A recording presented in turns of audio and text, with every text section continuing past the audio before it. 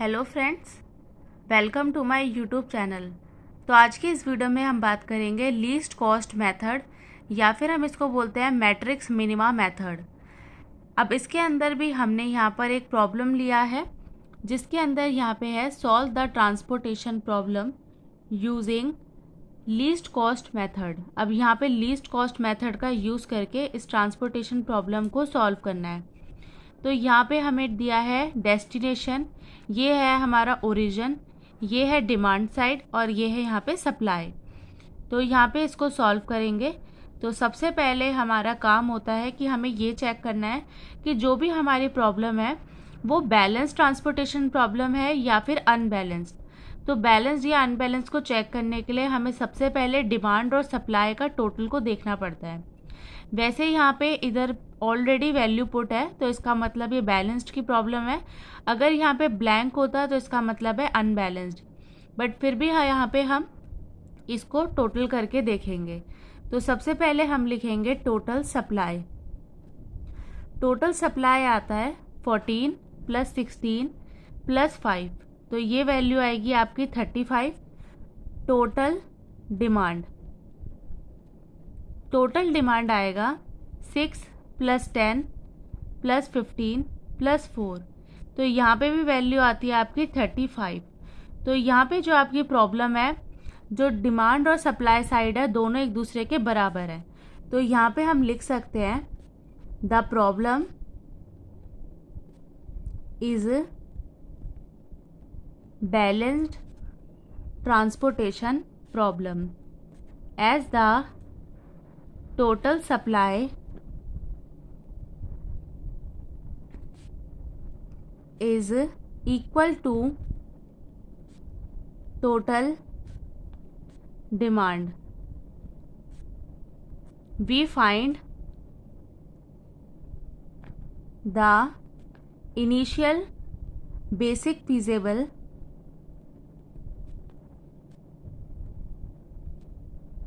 solution as given in the following table.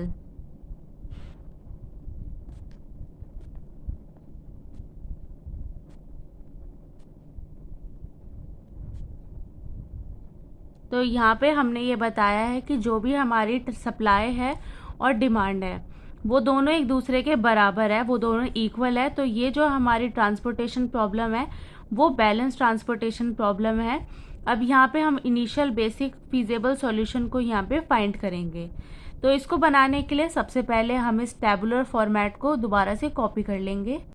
तो यहाँ पे जो हमारा डेस्टिनेशन है, यहाँ पे ओरिजिन है, ये यहाँ पे हमारे लिखा हुआ है डिमांड, ये हमारी सप्लाई। अब यहाँ पे जो सप्लाई की वैल्यू थी उसको हम पुट कर देंगे 14, 16 एंड 5।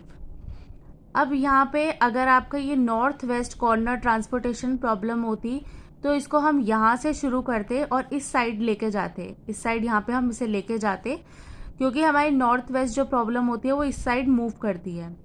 अब यहाँ पे इसका नाम है लीस्ट कॉस्ट मेथड। तो इसके अंदर जैसे कि नाम से ही हमें पता चल रहा है कि यहाँ पे जो हमारी कॉस्ट है उसको हमें मिनिमाइज करना है, कॉस्ट को हमें सबसे छोटा यहाँ पे निकालना है। तो यहाँ पे हम सबसे पहले इस टेबल के अंदर चेक करेंगे कि सबसे छोटी वैल्यू यहाँ पे क्या है। 6415 8927 4362, तो यहाँ पे सबसे छोटी वैल्यू क्या आती है 1। सबसे छोटा नंबर यहाँ पे क्या है 1। अब 1 को करने के लिए हम यहाँ पे देखेंगे कि जो हमारा सप्लाई है वो कितनी है 14 और डिमांड कितनी है 15। अब 14 और 15 में जो लेस है, अब इन दोनों में सबसे छोटी वैल्यू कितनी है 14। इस 14 को यहाँ पे हम पुट कर देंगे, 14 को यहाँ पे कैंसिल कर देंगे 0, और 15 में से 14 को जब लेस करेंगे तो यहाँ पे वैल्यू आती है 1। अब यहाँ पे जो हमारी सप्लाई साइड है वो 0 हो गई, तो इसका मतलब है जो हमारा O1 है, ओरिजिन 1 जो है वो पूरी रो यहाँ पे हमारी कैंसिल हो जाएगी। तो इसको हम यहाँ पे कैंसिल कर देंगे, तो हमारी फर्स्ट रो जो है वो कैंसिल हो गई। अब यहाँ पे हमारे पास ये नंबर रिमेनिंग बचे हैं, तो यहाँ पे सबसे छोटे नंबर को हम देखेंगे। तो 2 भी सबसे छोटा है और यहाँ पर भी 2 है।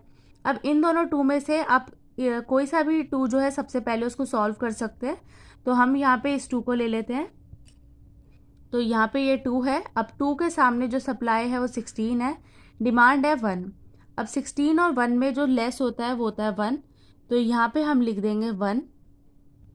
1 यहाँ से कैंसिल होके 0 हो जाएगा एंड 16 में से 1 को लेस करेंगे तो वैल्यू आती है 15।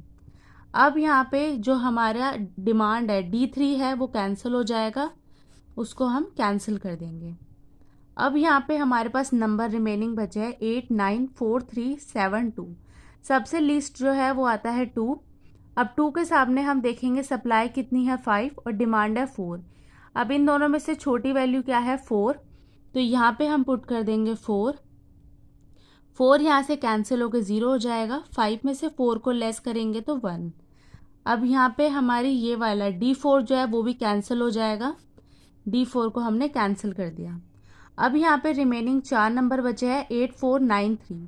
तो इसमें सबसे छोटा क्या है 3। अब 3 के साथ में हम करेंगे तो यहाँ पे जो 3 के सामने सप्लाई है वो है 1 और डिमांड साइड है 10। तो यहाँ पे हम वैल्यू लेंगे 1। 1 यहाँ पे पुट कर देंगे तो ये हो जाएगा 0। 10 में से 1 को लेस करेंगे तो आता है 9। अब यहाँ पे ये साइड हमारी 0 हो गई तो ये पूरी रो जो है वो हमारी कैंसिल हो जाएगी। तो O3 जो है वो भी हमारा कैंसिल हो जाएगा। अब यहाँ पे 2 नंबर रिमेनिंग बचे हैं 8 और 9। 8 यहाँ पे हमारा सबसे लीस्ट वैल्यू है तो 8 को करेंगे हम। तो यहाँ पे इसके सामने सप्लाई है 15 और डिमांड है 6। तो 6 जो है वो छोटा है तो 6 को यहाँ पे पुट कर देंगे, 6 हो जाएगा 0। 15 में से 6 को लेस करेंगे तो वैल्यू आती है 9। अब इसके बाद में जो हमारा D1 है वो भी कैंसिल हो जाएगा तो D1 को भी कैंसिल कर देंगे। अब यहाँ पे बचा है सिर्फ 9। अब 9 के सामने यहाँ पर भी 9 है और यहाँ पर भी 9 है तो ये हो जाएगा कैंसिल 0। यहाँ पे हम पुट कर देंगे 9 और यहाँ पर भी कैंसिल हो जाएगा 0। तो इस तरीके से हमारी ये जो प्रॉब्लम है वो सॉल्व होती है और यहाँ पे जो हमारी कॉस्ट है वो निकल कर आ गई और ये हमारी यूनिट है। तो इसको अब हम कैलकुलेट करते हैं कॉस्ट ऑफ ट्रांसपोर्टेशन को। यहाँ पे जो हमारा सॉल्यूशन था उसको हमने सॉल्व किया है। Initial basic feasible solution table is, यहाँ पे हमारी डेस्टिनेशन, सप्लाई, ओरिजिन, यहाँ पे हमारी है क्वांटिटीज जिसको बोलते हैं यूनिट, ये आती है हमारी कॉस्ट जिसको हम बोलते हैं CIJ। तो अब यहाँ पे ये निकल कर आई थी वैल्यूज जिसको हमने यहाँ पे अलग से डायग्राम में शो कर दिया। अब हम यहाँ पे लिखेंगे द टोटल मिनिमम कॉस्ट। अब यहाँ पे हम इसकी मिनिमम कॉस्ट को कैलकुलेट करेंगे तो उसको कैलकुलेट करना मैंने लास्ट वीडियोस में भी बताया है। तो जो भी हमारी यहाँ पे यूनिट होती है यूनिट की मल्टीप्लाई कर देंगे कॉस्ट के साथ में। 1 multiply 14, 6 multiply 8, 9 multiply 9, 1 multiply 2, 1 multiply 3, 4 multiply 2। तो यहाँ पे इसको कैलकुलेट करेंगे 14, 48, 81, 2, 3 एंड 8। अब यहाँ पे इसको ऐड करेंगे तो हमारे वैल्यू आती है 156 रुपीज़। अब यहाँ पे ये कॉस्ट ऑफ ट्रांसपोर्टेशन की वैल्यू कितनी आई है 156 रुपीज़ इसका आंसर आया है। क्योंकि हम यहाँ पे कॉस्ट निकाल रहे हैं इसलिए वैल्यू को हमेशा यहाँ पे हम रुपीज़ के सिंबल के साथ में शो करते हैं। अब नेक्स्ट वीडियो में हम यहाँ पे देखेंगे अनबैलेंस्ड ट्रांसपोर्टेशन प्रॉब्लम को।